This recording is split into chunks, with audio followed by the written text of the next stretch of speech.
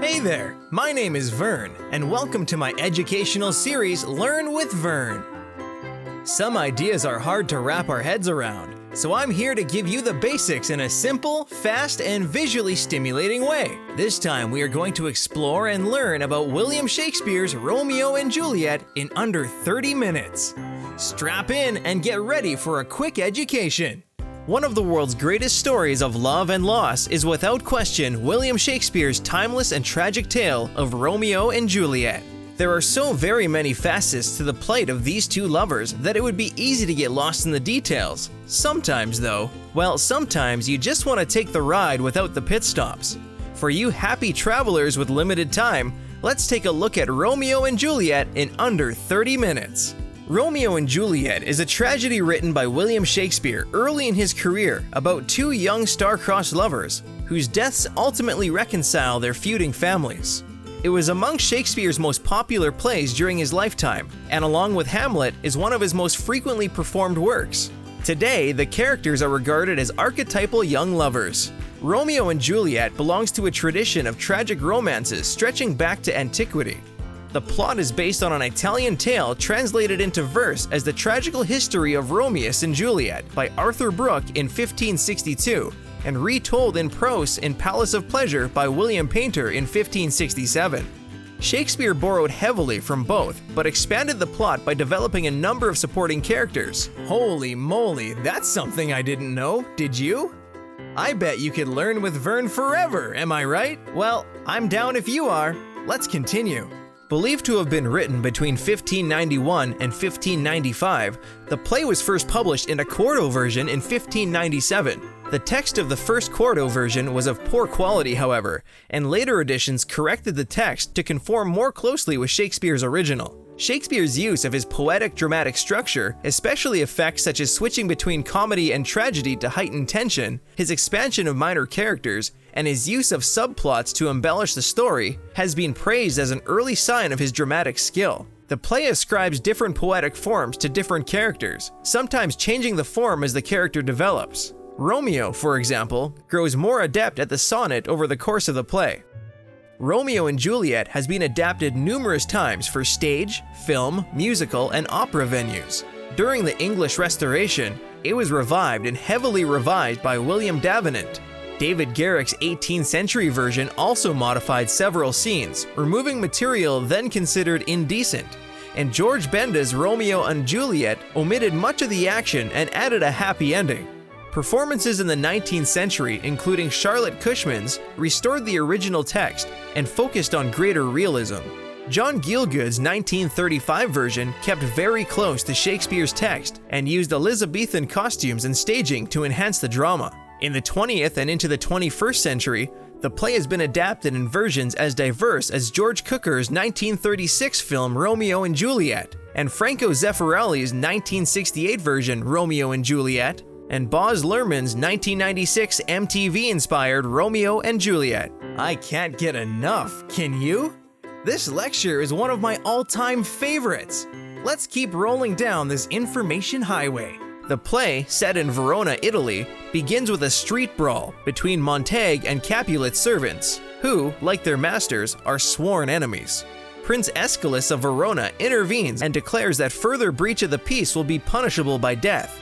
Later, Count Paris talks to Capulet about marrying his daughter Juliet, but Capulet asks Paris to wait another 2 years and invites him to attend a planned Capulet ball. Lady Capulet and Juliet's nurse try to persuade Juliet to accept Paris's courtship. Meanwhile, Lord Montague's nephew and Romeo's cousin, Benvolio, talks with Romeo, Montague's son, about Romeo's recent depression. Benvolio discovers that it stems from an unrequited infatuation for a girl named Rosaline, one of Capulet's nieces. Persuaded by Benvolio and his close friend Mercutio, Romeo attends the ball at the Capulet house in hopes of meeting Rosaline. However, Romeo instead meets and falls in love with Juliet. Juliet's cousin, Tybalt, is enraged at Romeo for sneaking into the ball, but is only stopped from killing Romeo by Juliet's father, who does not wish to shed blood in his house. After the ball, in what is now called the balcony scene, Romeo sneaks into the Capulet orchard and overhears Juliet at her window, vowing for her love to him in spite of her family's hatred of the Montagues.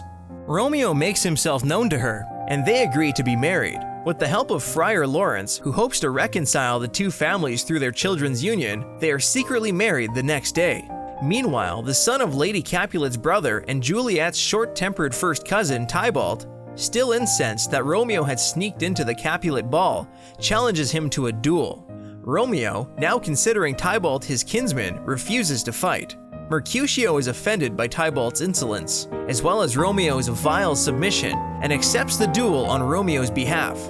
Mercutio is fatally wounded when Romeo attempts to break up the fight. Grief-stricken and racked with guilt, Romeo confronts and slays Tybalt. Benvolio argues that Romeo has justly executed Tybalt for the murder of Mercutio. The prince, now having lost a kinsman in the warring family's feud, exiles Romeo from Verona, under penalty of death if he ever returns. Romeo secretly spends the night in Juliet's chamber, where they consummate their marriage. Capulet, misinterpreting Juliet's grief, agrees to marry her to Count Paris and threatens to disown her when she refuses to become Paris's joyful bride. When she then pleads for the marriage to be delayed, her mother rejects her. Juliet visits Friar Lawrence for help, and he offers her a potion that will put her into a death-like coma for 42 hours. The friar promises to send a messenger to inform Romeo of the plan so that he can rejoin her when she awakens. On the night before the wedding, she takes the drug and, when discovered apparently dead, she is laid in the family crypt. The messenger, however, does not reach Romeo, and instead, Romeo learns of Juliet's apparent death from his servant Balthazar. Heartbroken, Romeo buys poison from an apothecary and goes to the Capulet crypt. He encounters Paris, who has come to mourn Juliet privately. Believing Romeo to be a vandal, Paris confronts him, and in the ensuing battle, Romeo kills Paris. Still believing Juliet to be dead, he drinks the poison. Juliet then awakens and, discovering that Romeo is dead, stabs herself with a dagger and joins him in death. The feuding families and the prince meet at the tomb and find all three dead. Friar Lawrence recounts the story of the two star-crossed lovers. The families are reconciled by their children's deaths and agree to end their violent feud. The play ends with the prince's elegy for the lovers. For never was a story of more woe than this of Juliet and her Romeo. Wow, isn't learning fun? It sure can be when it's a fascinating subject like this one. Let's get back to it and learn with Verne. Romeo and Juliet borrows from a tradition of tragic love stories dating back many, many years. One of these stories is Pyramus and Thisbe from Ovid's Metamorphoses, which contains parallels to Shakespeare's story in that the lovers' parents despise each other, and Pyramus falsely believes his lover Thisbe is dead.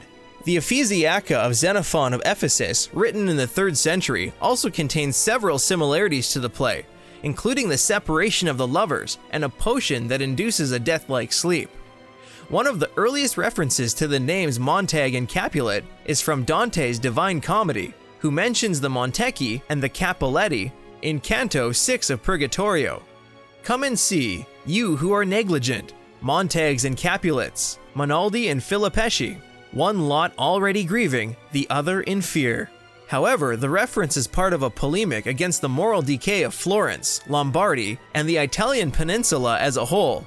Dante, through his characters, chastises German King Albert I for neglecting his responsibilities towards Italy, and successive popes for their enroachment from purely spiritual affairs, thus leading to a climate of incessant bickering and warfare between rival political parties in Lombardy. History records the name of the family Montaigu as being lent to such a political party in Verona, but that of the Capulets from a Cremonese family, both of whom play out their conflict in Lombardy as a whole rather than within the confines of Verona. Allied to rival political factions, the parties are grieving because their endless warfare has led to the destruction of both parties, rather than a grief from the loss of their ill-fated offspring as the play sets forth, which appears to be a solely poetic creation within this context. I bet you didn't know all that, or maybe you did, smarty pants. But did you know these next fascinating facts? The earliest known version of the Romeo and Juliet tale akin to Shakespeare's play is the story of Mariotto and Giannozza by Masuccio Salernitano of his 33rd novel in his Il Novelino, published in 1476. Salernitano sets the story in Siena and insists its events took place in his own lifetime. His version of the story includes the secret marriage, the colluding friar, the fray where a prominent citizen is killed, Mariotto's exile, Gianozza's forced marriage, the potion plot, and the crucial message that goes astray. In this version, Mariotto is caught and beheaded and Gianozza dies of grief. In his 1562 narrative poem The Tragical History of Romeo and Juliet, Arthur Brooke translated Boisteau faithfully, but adjusted it to reflect parts of Chaucer's Troilus and Chryside. There was a trend among writers and playwrights to publish books based on Italian novelle. Italian tales were very popular among theatergoers, and Shakespeare may well have been familiar with William Paynter's 1567 collection of Italian tales titled Palace of Pleasure. This collection includes a version in prose of the Romeo and Juliet story named The Goodly History of the True and Constant Love of Romeo and Juliet. Shakespeare took advantage of this popularity. The Merchant of Venice, Much Ado About Nothing, All's Well That Ends Well, Measure for Measure, and Romeo and Juliet are all from Italian novelle. Romeo and Juliet is a dramatization of Brooke's translation, and Shakespeare follows the poem closely but adds extra detail to both major and minor characters, in particular the nurse and Mercutio. It is unknown when exactly Shakespeare wrote Romeo and Juliet. Shakespeare's nurse refers to an earthquake she says occurred 11 years ago. This may refer to the Dover Straits earthquake of 1580, which would date that particular line to 1591. Other earthquakes, both in England and in Verona, have been proposed in support of the different dates. But the play's stylistic similarities with A Midsummer Night's Dream and other plays conveniently dated around 1594 to 1595 places composition sometime between 1591 and 1595. One conjecture is that Shakespeare may have begun a draft in 1591, which he completed in 1595. Shakespeare's Romeo and Juliet was published in 2 quarto editions prior to the publication of the first folio of 1623. These are referred to as Q1 and Q2. The first printed edition, Quarto 1, appeared in early 1597, printed by John Danter. Because its context contains numerous differences from the later editions, it is labeled a so-called bad quarto. The 20th century editor T.J.B. Spencer described it as a detestable text, probably a reconstruction of the play from the imperfect memories of one or two of the actors, suggesting that it had been pirated for publication. An alternative explanation for Q1's shortcomings is that the play, like many others of the time, may have been heavily edited before performance by the playing company. However, the theory formulated by writer and journalist Alfred Pollard that the bad quarto was reconstructed from memory by some of the actors is now under attack. Alternative theories are that some or all of the bad quartos are early versions by Shakespeare or abbreviations made either for Shakespeare's company or for other companies. In any event, its appearance in early 1597 makes 1596 the latest possible date for the play's composition. The superior Quarto II called the play the most excellent and lamentable tragedy of Romeo and Juliet. It was printed in 1599 by Thomas Creed and published by Cuthbert Berbee. Quarto II is about 800 lines longer than Quarto I. Its title page describes it as newly corrected, augmented, and amended. Scholars believe that Quarto II was based on Shakespeare's pre-performance draft. These were called his foul papers. Since there are textile oddities such as variable tags for characters and false starts for speeches that were presumably stuck through by the author but erroneously preserved by the typesetter. It is a much more complete and reliable text and was reprinted in 1609 as Quarto III, in 1622 as Quarto IV, and then again in 1637 as Quarto V. In effect, all later quartos and folios of Romeo and Juliet are based on Quarto II, as are all modern editions, since editors believe that any deviations from Quarto II in the later editions, whether good or bad, are likely to have arisen from editors or compositors, not from Shakespeare. That's amazing, right? Let's keep this subject going with more fun-filled facts. Here we go! The first folio text of 1623 was based primarily on Quarto III, with clarifications and corrections possibly coming from a theatrical prompt book or Quarto I. Other folio editions of the play were printed in 1632 as Folio II, in 1664 as Folio III, and in 1685 as Folio IV.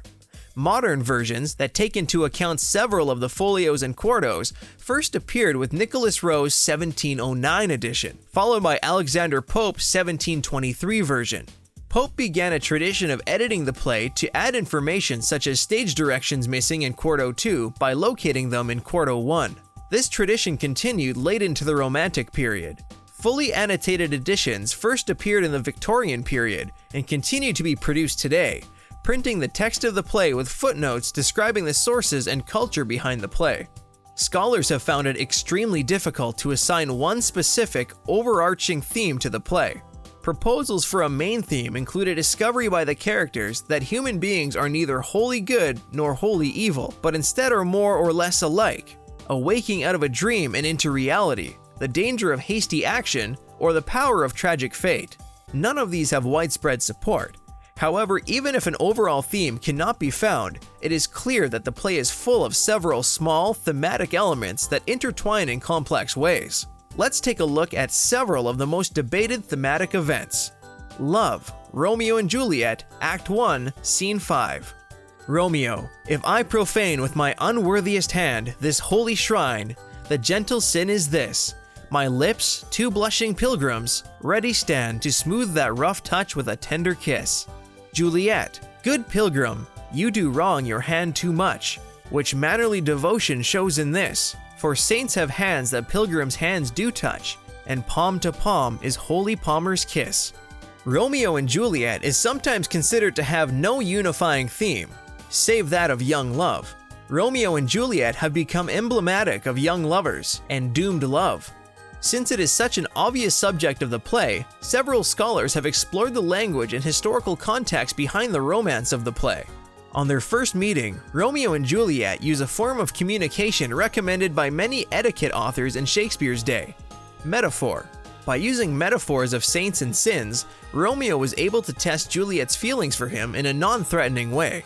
This method was recommended by Baldassare Castiglione, whose works had been translated into English by this time. He pointed out that if a man used a metaphor as an invitation, the woman could pretend she did not understand him, and he could retreat without losing honor. Juliet, however, participates in the metaphor and expands on it.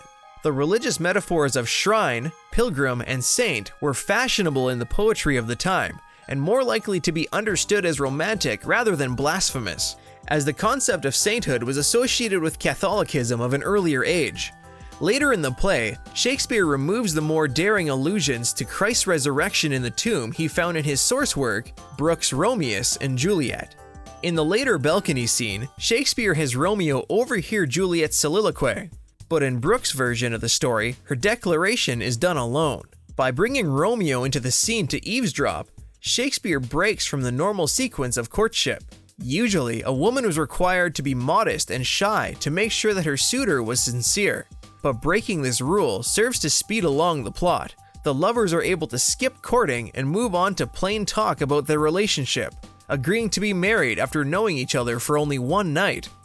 In the final suicide scene, there is a contradiction in the message. In the Catholic religion, suicides were often thought to be condemned to hell, whereas people who die to be with their loved ones under the religion of love are joined with their loves in paradise. Romeo and Juliet's love seems to be expressing the religion of love view rather than the Catholic view. Another point is that although their love is passionate, it is only consummated in marriage, which keeps them from losing the audience's sympathy. And with that, my jaw drops. Did your jaw drop too? I can't get enough of these details. Let's continue. The play arguably equates love and sex with death. Throughout the story, both Romeo and Juliet, along with the other characters, fantasize about it as a dark being, often equating it with a lover. Capulet, for example, when he first discovers Juliet's initially faked death, describes it as having deflowered his daughter. Juliet later erotically compares Romeo and death. Right before her suicide, she grabs Romeo's dagger, saying, "Oh, happy dagger, this is thy sheath. There rust and let me die." Fate and Chance, Romeo, Act 3, Scene 1. Oh, I am fortune's fool. Scholars are divided on the role of fate in the play. No consensus exists on whether the characters are truly fated to die together or whether the events take place by a series of unlucky chances. Arguments in favor of fate often refer to the description of the lovers as star-crossed. This phrase seems to hint that the stars have predetermined the lover's future. Scientist, philosopher, physician, chemist, historian, and photographer John W. Draper points out the parallels between the Elizabethan belief in the four humors and the main characters of the play. For example, Tybalt is a choleric. Interpreting the text in the light of humors reduces the amount of plot attributed to chance by modern audiences. Still, other scholars see the play as a series of unlucky chances, many to such a degree that they do not see it as a tragedy at all, but an emotional melodrama. Ruth Nevo believes the high degree to which chance is stressed in the narrative makes Romeo and Juliet a lesser tragedy of happenstance, not of character. For example, Romeo's challenging Tybalt is not impulsive. It is, after Mercutio's death, the expected action to take. In this scene, Neville reads Romeo as being aware of the dangers of flouting social norms, identity, and commitments. He makes the choice to kill, not because of tragic flaw, but because of circumstance. The duality, light and dark. Romeo, Act 1, Scene 1. O brawling love, O loving hate, O anything of nothing first create, O heavy lightness, serious vanity, misshapen chaos of well-seeming forms, feather of lead, bright smoke, cold fire, sick health, still waking sleep. That is not what it is. This sure is a learning adventure, and it just keeps getting more fascinating. Let's drop some more details and continue. Scholars have long noted Shakespeare's widespread use of light and dark imagery throughout the play. London University professor Caroline Spurgeon considers the theme of light as symbolic of the natural beauty of young love, and later critics have expanded on this interpretation. For example, both Romeo and Juliet see the other as light in a surrounding darkness. Romeo describes Juliet as being like the sun, brighter than a torch, a jewel sparkling in the night, and a bright angel among dark clouds. Even when she lies apparently dead in the tomb, he says her beauty makes this vault a feasting presence full of light. Juliet describes Romeo as day in night, and whiter than snow upon a raven's back. This contrast of light and dark can be expanded as symbols, contrasting love and hate, youth and age in a metaphoric way. Sometimes these intertwining metaphors create dramatic irony. For example, Romeo and Juliet's love is a light in the midst of a darkness of hate around them.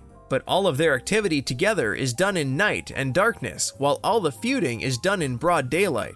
This paradox of imagery adds atmosphere to the moral dilemma facing the two lovers. Loyalty to family or loyalty to love. At the end of the story, when the morning is gloomy and the sun hiding its face for sorrow, light and dark have returned to their proper places. The outward darkness reflecting the true inner darkness of the family feud out of sorrow for the lovers. All characters now recognize their folly in light of recent events, and things return to natural order thanks to the love and death of Romeo and Juliet. The light theme in the play is also heavily connected to the theme of time, since light was a convenient way for Shakespeare to express the passage of time through descriptions of the sun, moon, and stars. Time. Paris, Act 3, Scene 4. These times of woe afford no time to woo. Time plays an important role in the language and plot of the play. Both Romeo and Juliet struggle to maintain an imaginary world, void of time, in the face of the harsh realities that surround them. For instance, when Romeo swears his love to Juliet by the moon, she protests, "Oh, swear not by the moon, then constant moon, that monthly changes in her circled orb, lest that thy love prove likewise variable." From the very beginning, the lovers are designated as star-crossed, referring to an astrologic belief associated with time. Stars were thought to control the fates of humanity, and as time passed, stars would move along their course in the sky, also charting the course of human lives below. Romeo speaks of a foreboding he feels in the stars' movements early in the play, and when he learns of Juliet's death, he defies the stars' course for him. Another central theme is haste. Shakespeare's Romeo and Juliet spans a period of 4 to 6 days, in contrast to Brooke's poem spanning 9 months. Scholars such as G. Thomas Tansell believe that time was especially important to Shakespeare in his play, as he used references to short time for the young lovers as opposed to references to long time for the older generation to highlight a headlong rush towards doom. Another super subject! I hope you love learning as much as I love teaching. Let's keep this party going and learn with Verne. Romeo and Juliet fight time to make their love last forever. In the end, the only way they seem to defeat time is through a death that makes them immortal through art. Time is also connected to the theme of light and dark. In Shakespeare's day, plays were most often performed at noon or in the afternoon in broad daylight. This forced the playwright to use words to create illusion of day and night in his plays. Shakespeare uses references to the night and day, the stars, the moon, and the sun to create this illusion. He also has characters frequently refer to days of the week and specific hours to help the audience understand that time has passed in the story. All in all, no fewer than 103 references to time are found in the play, adding to the illusion of its passage. Romeo and Juliet ranks with Hamlet as one of Shakespeare's most performed plays.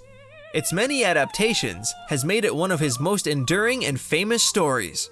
Even in Shakespeare's lifetime, it was extremely popular. Scholar Gary Taylor measures it as the 6th most popular of Shakespeare's plays in the period after the death of Christopher Marlowe and Thomas Kyd, but before the ascendancy of Ben Jonson, during which Shakespeare was London's dominant playwright. The date of the first performance is unknown.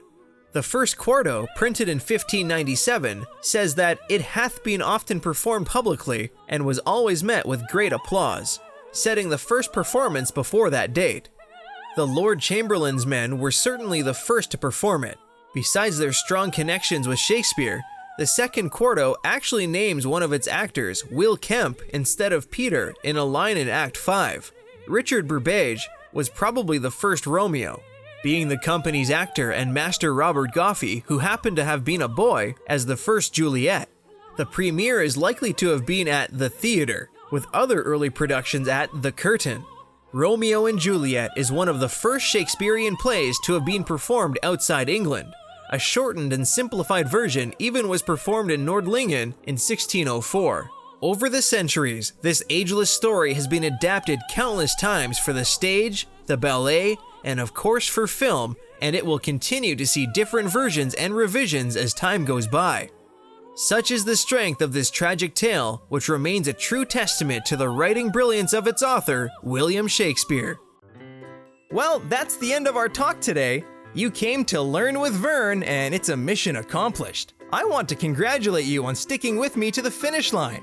I had a blast, and I hope you did too. There's so many subjects to know more about. So please check out my other Know It Quick learning guides. Thanks for coming, and when you're ready for more, come back and learn with Verne.